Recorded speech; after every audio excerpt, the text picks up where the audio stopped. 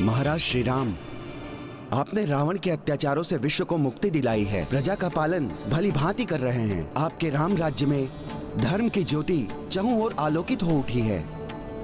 किंतु क्या मुनिवर?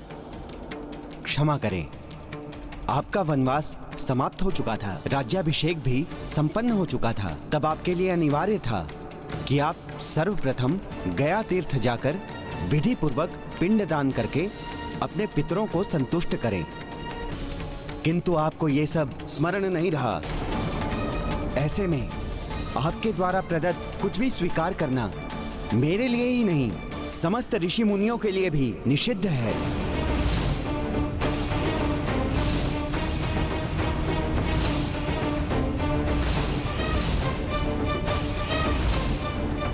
क्षमा करें मुनिवर,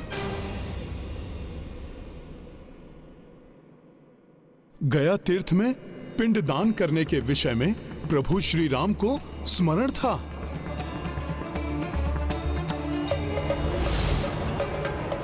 इसीलिए प्रभु ने ब्राह्मण भोज आदि से पूर्व मुझे गया जी जाने के लिए समस्त व्यवस्था करने के लिए आज्ञा भी दी थी। गुरुजी, वहां जाने के लिए पुष्पक विमान भी उपस्थित था, किंतु प्रभु ने सूर्यदेव एवं पूर्वजों को वचन भी दिया था गुरुजी कि प्रभु सर्वप्रथम सुखमय एवं धर्ममय राम राज्य की स्थापना करेंगे। और अब प्रभु आप सब ऋषि मुनियों का आशीर्वाद प्राप्त करके तीर्थ यात्रा पर ही जाने वाले हैं। इस संस्कार के महत्व से भली भांति परिचित हूँ। ये संस्कार तो पूर्वजों का आदर भी है। पूर्वजों के आशीर्वाद से ही वंश फलता फूलता है। एक राजा के रूप में इस कार्य को कर सारी प्रजा का मार्गदर्शन भी करना चाहता हूँ। मुनिवर, कोई भी तीर्थ यात्रा आप जैसे तपस्वियों के आशीर्वाद के बिना फलदायी नहीं हो सकती। इसीलिए तो इस ब्राह्मण भोज का आयोजन किया गया था।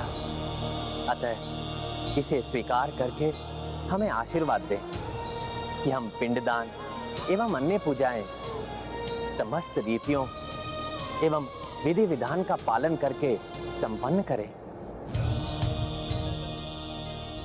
और हमारी तीर्थ यात्रा सफल हो। क्षमा करें राजन, आपके धर्म पालन पर मैंने संदेह किया। मेरा आशीर्वाद है आपको कि आपका यह अनुष्ठान सफल हो, आपके इस विचार को कोई हानि ना पहुंचा सके, ना कोई बाधा आए, और आप अपनी प्रजा के लिए उदाहरण प्रस्तुत कर सकें कि अपने पूर्वजों के आशीर्वाद का क्या महत्व है। आपकी तीर्थ यात्रा सफल, सुफल एवं सुखद हो।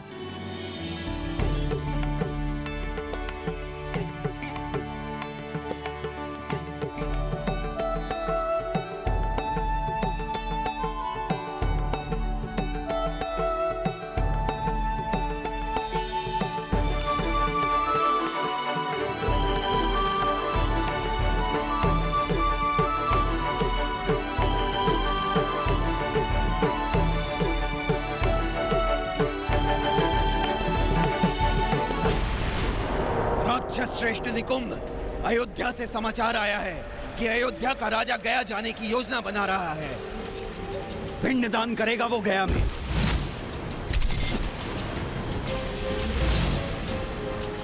इस प्रकार वो प्रजा के समक्ष धर्म का उदाहरण प्रस्तुत करने वाला है। पिंडदान धर्म का उदाहरण नहीं कर पाएगा वो।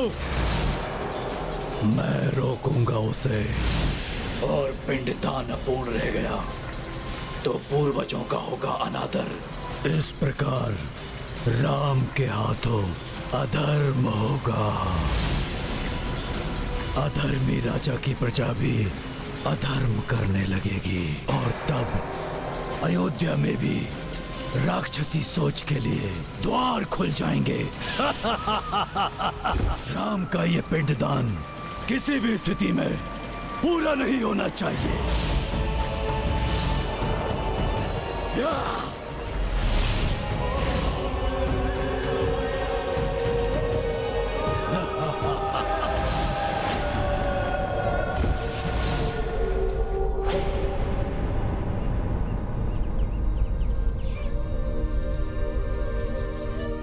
किस सोच विचार में डूबे हो हनुमान?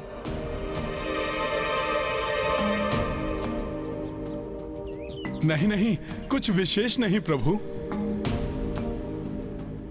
मैं जान गई हूँ हनुमान, कोई नवीन विषय होता है तो मेरे पुत्र के मन में जिज्ञासाएं उमड़ घुमड़ करने लगती है ना हनुमान?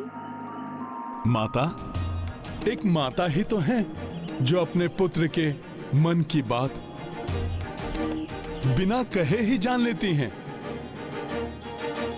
माता, मेरा जिज्ञासु मन आश्चर्य में है कि ऐसा गया जी में क्या है कि जो भी वहां पिंडदान करते हैं उनके पितरों को सद्गति प्राप्त हो जाती है।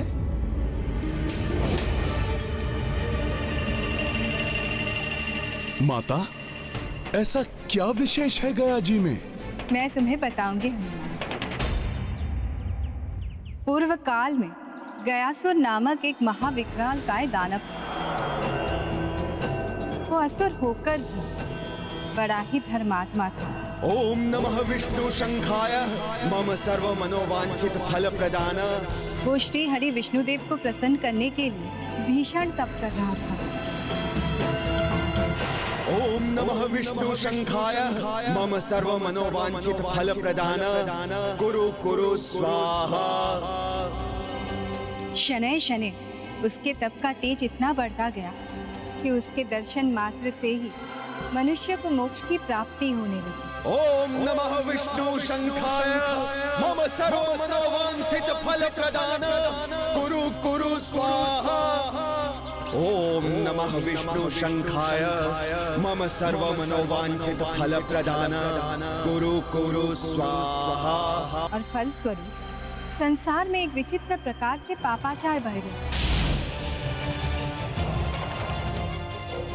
मनुष्य यत्र तत्र असीम पाप करते और गयासुर के दर्शन करके मोक्ष को प्राप्त कर लेते। पाप कर्मियों को मोक्ष की प्राप्ति, ये अनुचित है। इस प्रकार तो पाप और बढ़ जाएगा। ये कैसी विडंबना है? पापियों को दंड मिलना चाहिए, मोक्ष नहीं। हाँ पुत्र, जैसा सब अनुमान लगा रहे थे वही हुआ।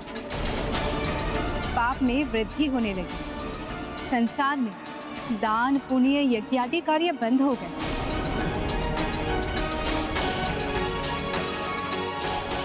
जिससे देवताओं की शक्ति क्षीण पड़ने लगी। सबको सहजता से मोक्ष की प्राप्ति होने से स्वर्गलोक, तपलोक और ब्रह्मलोक असंतुलित हो गए। तब संसार को असंतुलन से बचाने के लिए स्वयं ब्रह्मदेव को आना पड़ा। ओम नमः विष्णु शंखाय मम सर्व मनोवांछित फल प्रदान। कुरु कुरु स्वाहा। गयासुर, जगत पिता ब्रह्मदेव, प्रणाम जगत पिता। तुम्हारा कल्याण हो गयासुर। परंतु जगत पिता, मैं तो विष्णुदेव को प्रसन्न करने वाले मंत्रों का जाप कर रहा था। और मुझे यह भी ज्ञात है कि तुम मुझसे कोई वरदान भी नहीं मांगोगे। अतः तुम ऐसा करो कि मुझे ही एक वरदान दे दो।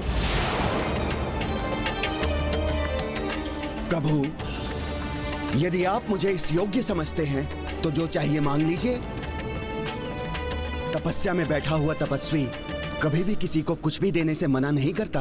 तपाग्नि से पवित्र हुई तुम्हारी इस देह पर बैठकर मैं यज्ञ करना चाहता हूं।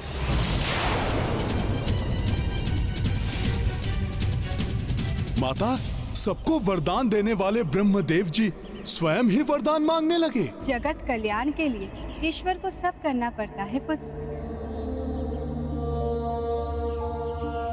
गयासुर ने इसे अपना सौभाग्य मानकर ब्रह्मदेव को इसके लिए अनुमति दी। वो स्वयं पृथ्वी पर लेट गए और उसकी विशालकाय देह के नीचे 5 कोश का क्षेत्र आ गया।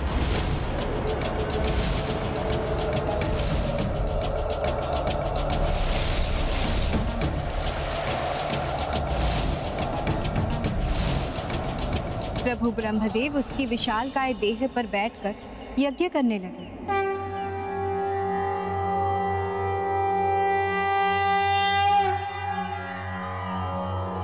सर्वे भवन्तु सुखिनः, सर्वे सन्तु निरामया, सर्वे भद्राणि पश्यन्तु, मा कश्चित् दुःखभाग् भवेत्। ॐ द्यौः शान्तिरन्तरिक्षं शान्ति, पृथिवी शान्तिरापः शान्तिरौषधयः शान्तिः, वनस्पतयः शान्तिर्विश्वे देवाः शान्तिर्ब्रह्मा शान्तिः, सर्वं शान्तिः शान्तिरेव शान्तिः, सा मा शान्तिरेधि। ॐ शान्तिः शान्तिः शान्तिः।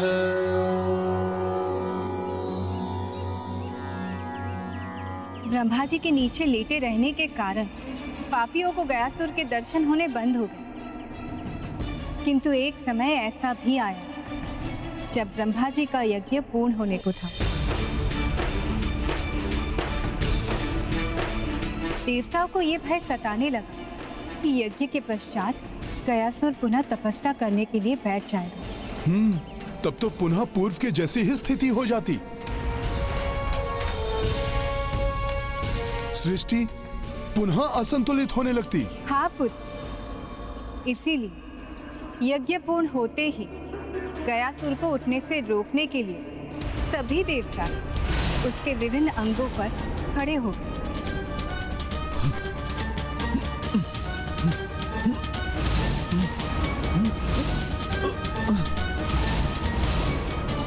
ये देवताओं को क्या हो गया? क्यों कर रहे हैं ऐसा? किंतु संपूर्ण शक्ति का प्रयोग करके महाबली गयासुर को रोक पाना उन देवताओं के वश से बाहर हो रहा था। तो भयभीत देवताओं ने श्री हरि विष्णु देव की गुहार लगाई और अंततः जगत कल्याण के लिए स्वयं विष्णु देव को भी आना पड़ा।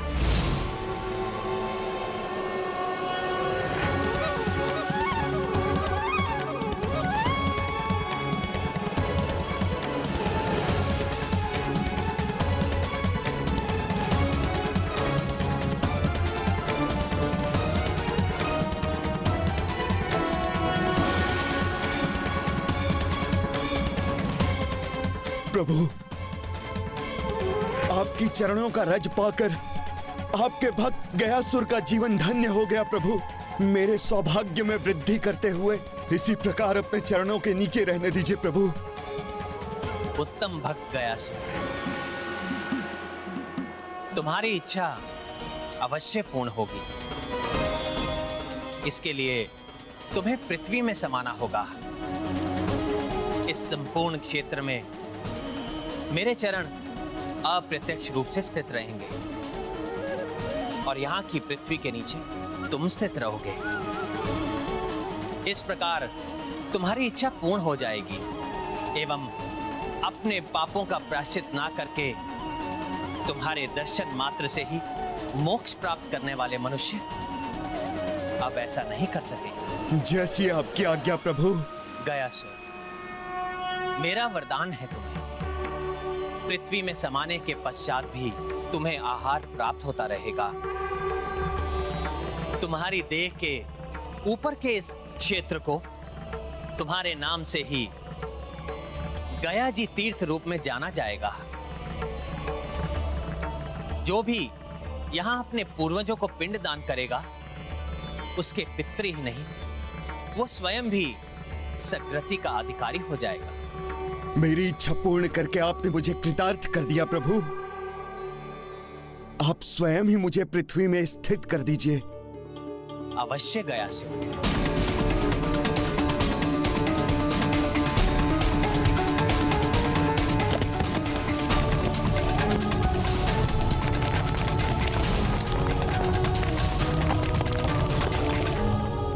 वाह, तब तो प्रभु विष्णु देव की उस लीला स्थली पर जाना तो अत्यंत सौभाग्य की बात होगी।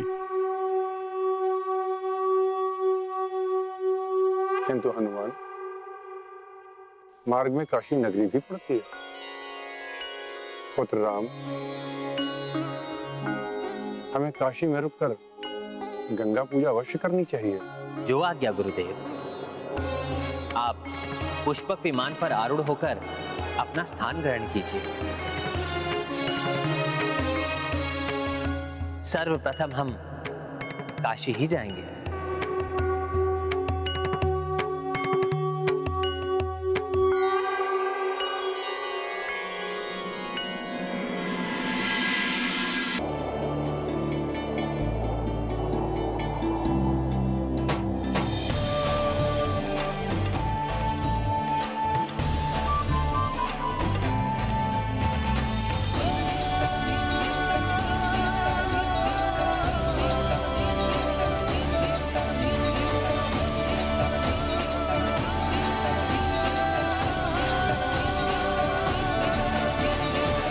तो इनका प्रथम पड़ाव है काशी, उचित है।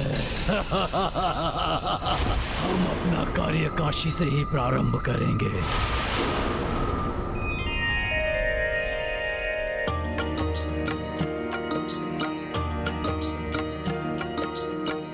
काशी नगरी शिव के द्वारे, रामचंद्र सिया संग पधारे। माँ गंगा पूजन के लाई, जानकी मैया थाल सजाई। सिया राम जय हनुमान, राम सिया राम जय हनुमान। माता, मैं भी आपके साथ दीपक बनाता हूँ।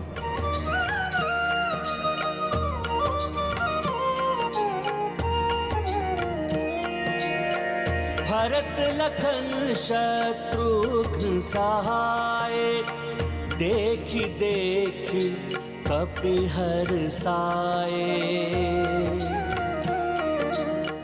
आन पड़े कछु नव व्यवधाना, चुस्त सतर्क सजग हनुमाना। सिया राम जय हनुमान। मुझे आसपास किसी के होने का आभास हो रहा है।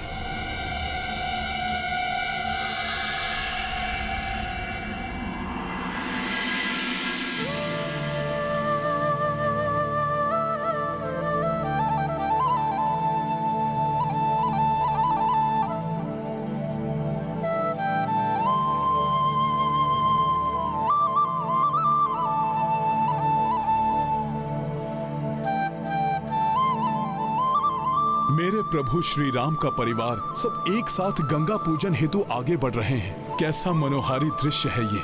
इन पे किसी की कुदृष्टि ना पड़े।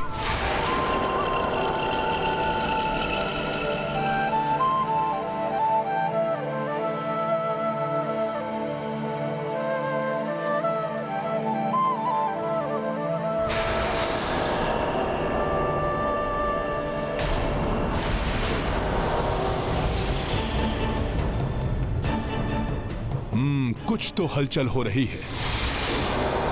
तो धर्म कार्य में बाधा डालने के लिए अधर्मी भी आ गया है। मेरी पूजा से अधिक महत्वपूर्ण है मेरे प्रभु की पूजा पूर्ण होना। ये मायावी कोई बाधा डाले, उसके पूर्व ही मुझे इसे रोकना होगा।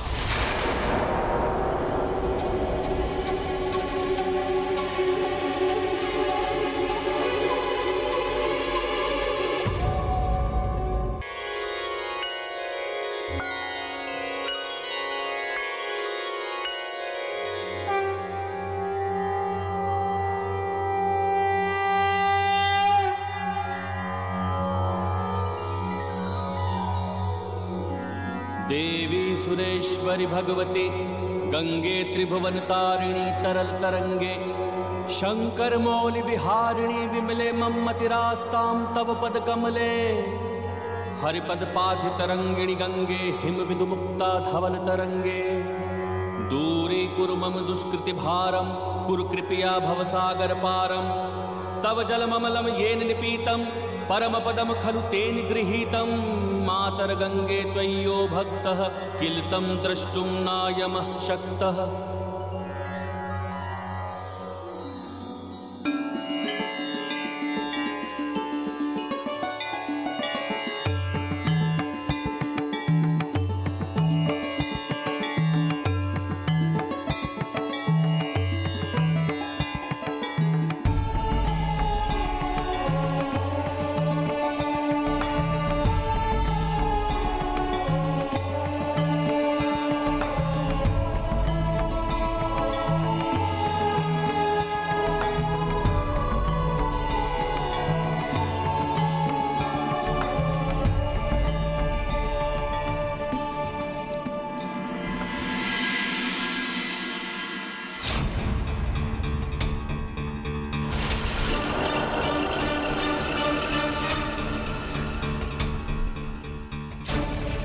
कोई तो अधर्मी है जो हमारे प्रभु की पूजा में विघ्न डालना चाहता है। इससे पूर्व कि वो हमारे प्रभु की पूजा में कोई अनिष्ट करे, मुझे शीघ्र अतिशीघ्र उसके बारे में ज्ञात कर उसको रोकना होगा।